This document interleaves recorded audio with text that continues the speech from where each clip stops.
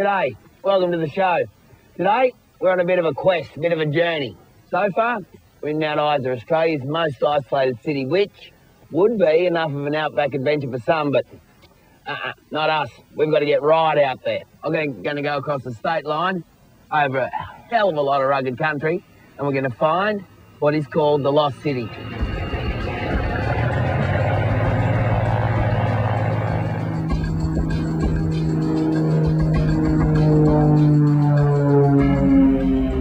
My big adventure's looking good as we head for that big blank bit on the map.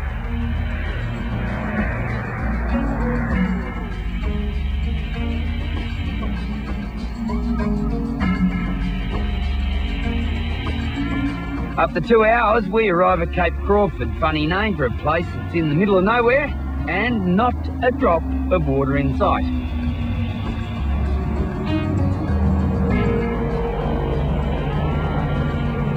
Nearly there. Apparently it's about 10 miles over that way past those ridges, but you can't walk in there, you can't drive in there, there's no tracks. The only way in is on the whirlybird, which is not a bad thing, and I think I'm finally figuring out why they call it the Lost City. It's so damn hard to find.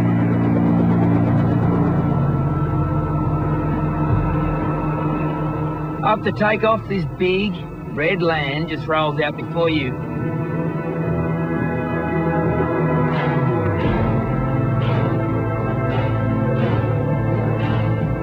Then all of a sudden, the Lost City reveals itself.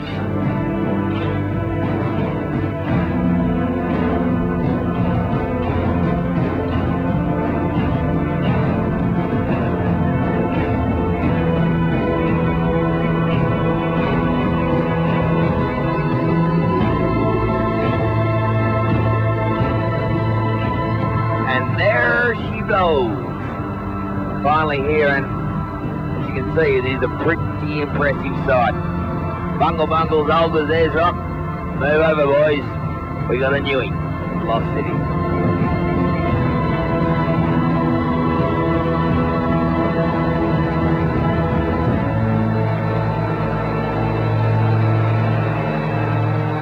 As you can see, no one lives in this city, but with a little imagination, you can make out these skyscrapers of the outback and see how some creative genius has named it. The only one permitted to bring you here is Savannah Guide Sandra Schletter. Being a Savannah Guide's like a thing? Yeah, well, basically we have to be accredited so that when you're coming out here and doing a tour with me, you know, I'm telling you exactly what's right, and we go to schools every couple of months, and so it means you're a full-on guide? Yeah, basically. It's good to know I'm in safe hands. The Lost City covers 10 square kilometres, but this 2-hour tour will only cover a fraction of the place. And these rocks, they're 1.4 billion years old, so they're very, very ancient. But they're made up of 95% silica sand, just like your beach sand, and it's just got that outer crust holding it together, mainly of iron. If you look up here, you'll see that orange, that's iron. All this would have been arranged once, wouldn't it? And this is all erosion. This was all under the water. This was all an inland sea. And it's weathered into some spectacular shapes. Have a look back up here and you'll see how that iron is the strongest mineral and it's just holding that sand together. Eventually this will all erode. All that little bit down there, that's all going to flake off. Not in our and time. It'll rebake. No, not in our lifetime. To give you an idea of the importance of this area, Uluru is somewhere between 600 and 700 million years old. And this place is at least twice that. This is our balancing rock, Ben. Isn't it great? It is great. And this has actually dropped down from the top and landed on that position. And how do you know that's dropped down? Actually eroded. See the bending lines? They're going vertically, not horizontally. So that's why it's dropped down. See? That's why she's a Savannah Guide and I'm not.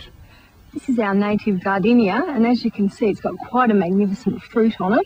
The Aboriginal people actually make that into a gravy for kangaroo meat. So have a taste. It's quite tasty. And they also better than it smells. They also use you the eat that lid. half. It's so good. It is. You just done tourists. Oh, it's beautiful. It tastes a bit like a tamarind, cross between a tamarind and a rosella. Not? Don't you start farming them, you'll make a fortune. It's okay with kangaroo meat, but you wouldn't eat it all the time.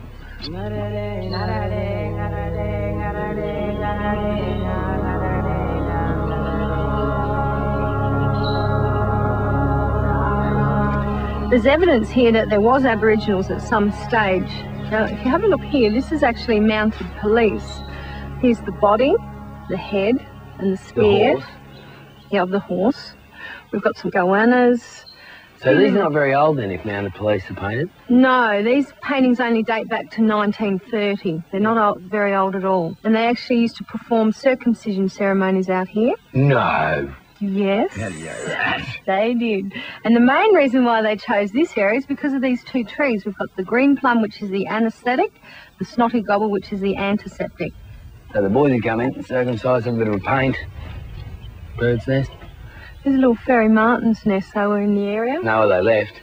They've left, yeah. And they got sick of everyone screaming, "Ah, bone to the thief."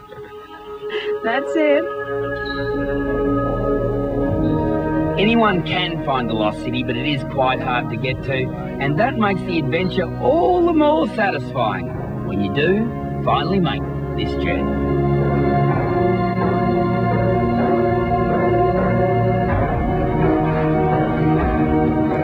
Cape Crawford Tourism runs tours of the lost city from Cape Crawford in the Northern Territory, a 10-hour drive from Mount Isa.